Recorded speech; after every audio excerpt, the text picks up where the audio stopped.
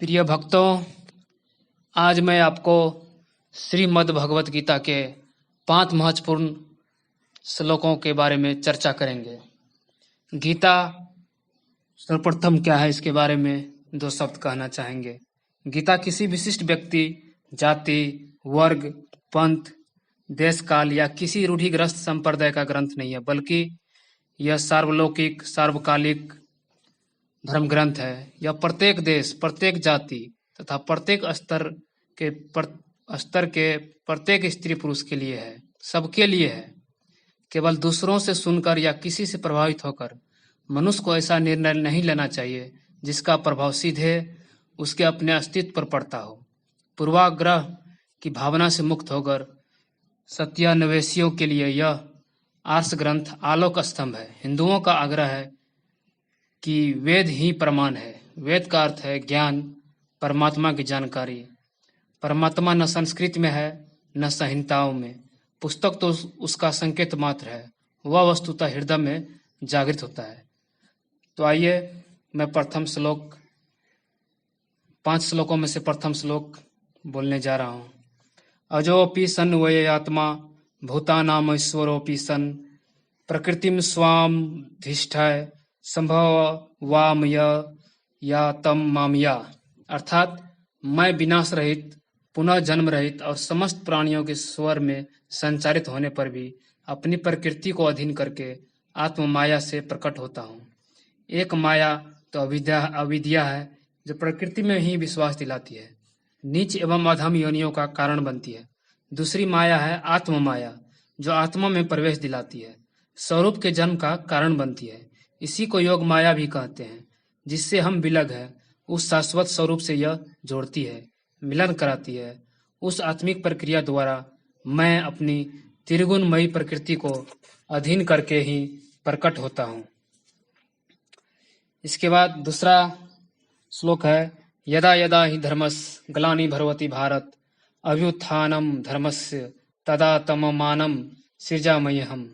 अर्थात हे अर्जुन, श्री कृष्ण भगवान अर्जुन से कहते हैं, हे अर्जुन, जब जब परम धर्म परमात्मा के लिए हृदय ग्लानि से भर जाता है, जब अधर्म की वृद्धि से भाविक पार पाते नहीं देखता, तब मैं आत्मा को रचने लगता हूँ।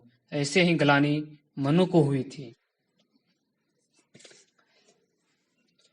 हे भरतवंशी अर्जुन, जब जब धर्म की हानि और अधर्म की वृद्धि होती है, तब तब ही मैं अपने आप को साकार रूप से प्रकट करता हूँ। तीसरा है, परित्राणाय साधूनां विनाशाय च दुष्कृतां धर्म संस्थापनार्थाय संभवामि युगे युगे। अर्थात साधुओं भक्तों की रक्षा करने के लिए, पाप कर्म करने वालों का विनाश करने के लिए और धर्म की भली भांति स्थापना करने के लिए मैं युग युग में प्रकट हुआ करता हूँ। कहते हैं कि हे अर्जुन, साधुनाम परित्राणाय मतलब परम साध एकमात्र परमात्मा है, जिसे साध लेने पर कुछ भी साधना शेष नहीं रह जाता। उस साध में प्रवेश दिलाने वाला विवेक, वैराग, सम, दम इत्यादि देवी संपत्ति को निर्विघ्न प्रभावित करने के लिए तथा दुष्कृताम जिनसे दूषित कार्य रूप लेते हैं, उन काम, क्रोध, राग, द्वेष आदि विजातीय प्रवृत्तियों को समूल नष्ट करने के लिए तथा धर्म को भली प्रकार स्थिर करने के लिए मैं युग युग में प्रकट होता हूँ। उसके बाद है चौथा श्लोक, जन्म कर्म च में दिव्यमेवं यो वेति तत्वतः त्यक्त्वा देहम पुनर्जन्म नेति मामेति सो अर्जुन। अर्थात हे अर्जुन, मेरे जन्म और कर्म दिव्य है। इस प्रकार मेरे जन्म और कर्म को जो मनुष्य तत्व से ज्ञान लेता है, अर्थात दृढ़ता पूर्वक मान लेता है, वह शरीर का त्याग करके पूर्ण जन्म को प्राप्त नहीं होता, प्रत्युत मुझे प्राप्त होता है।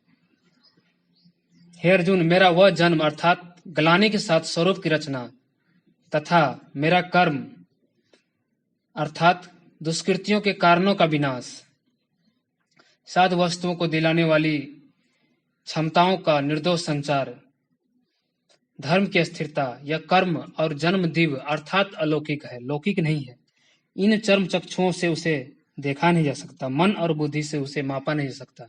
जब इतना गुण है तो उसे देखता कौन है? केवल यो वेति तत्वतः, जिसने परम तत्व परमात्मा का तत्वतः तत्व से साक्षात कर लिया है। और 5वां श्लोक है, वितराग भय क्रोधा मनमया मामुपारसित्रा बहवो ज्ञान तपसा पुता मद भाव मागता।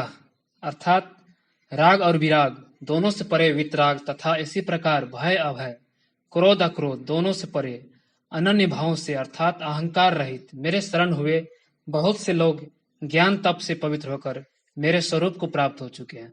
अब ऐसा होने लगा हो ऐसी बात नहीं है, यह विधान सदैव रहा है। बहुत से पुरुष इसी प्रकार से मेरे स्वरूप को प्राप्त हो चुके हैं। किस प्रकार? जिन जिन का हृदय अधर्म की वृद्धि देखकर परमात्मा के लिए गलानी से भर गया, उस स्थिति में मैं अपने स्वरूप को रचता हूँ, वह मेरे स्वरूप को प्राप्त होते हैं। जिसे योगेश्वर श्री कृष्ण ने तत्व दर्शन कहा, उसे ही अब ज्ञान कहते हैं। परम तत्व है परमात्मा, उसे प्रत्यक्ष दर्शन के साथ जानना ज्ञान है। ऐसी जानकारी वाले ज्ञानी मेरे स्वरूप को प्राप्त करते हैं। यह प्रश्न पूरा हो गया। अब वे योग्यता के आधार पर भजने वाली का श्रेणी विभाजन करते हैं।